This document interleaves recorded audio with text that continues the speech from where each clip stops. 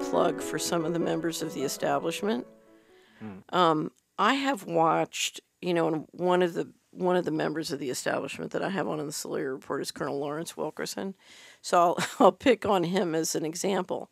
Mm-hmm. But I've watched people who have fought within the establishment for the rational course, Right. and they've been continuously overturned and overruled by the Hillary Clintons of this world.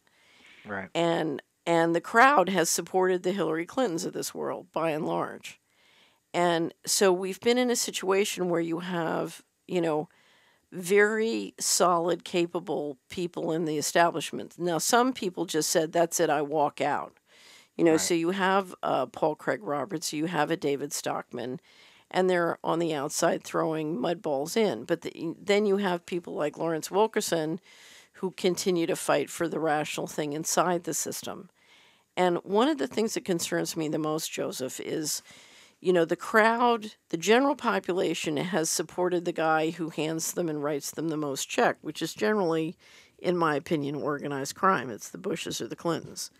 How do we get the general population to support the right members of the establishment? Because, not everybody walked out. Not Right. everybody played Stockman or Roberts, or not everybody was thrown out like Fitz. I'm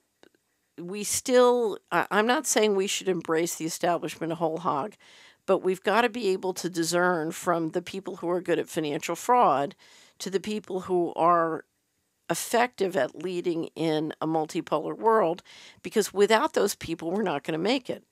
We need to put the right people in charge, and it's not going to be because, a bunch of NGO activists, we're not going to put them in charge. We need the people who understand the systems and are competent at the various, specific functions.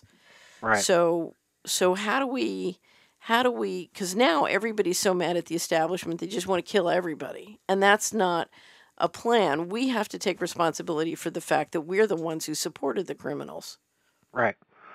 Well, that's again a question of strategy. How do we go about doing this? And quite frankly, I think it's really a case of people like us that have a certain public on our websites and do analysis of geopolitics and so on, of naming the names that and the people and more importantly, and perhaps most importantly, the concepts that need to be looked at and addressed. In other words, do we want to support the establishment people like George Soros with their NGOs trying to start wars with Russia, or do we need to support the Colonel Wilkersons?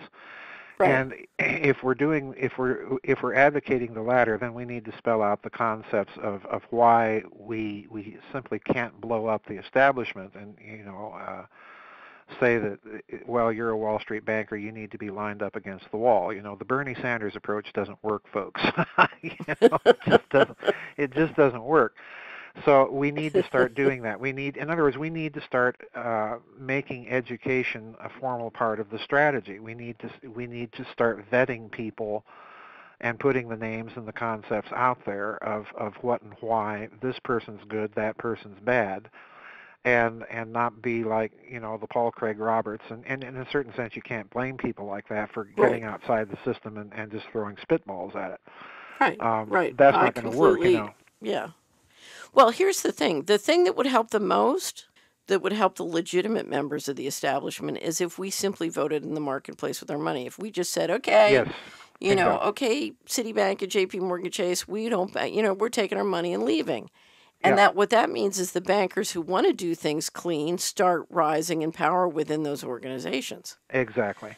Right. So that's why I keep saying, who's your farmer, who's your banker, where's your money?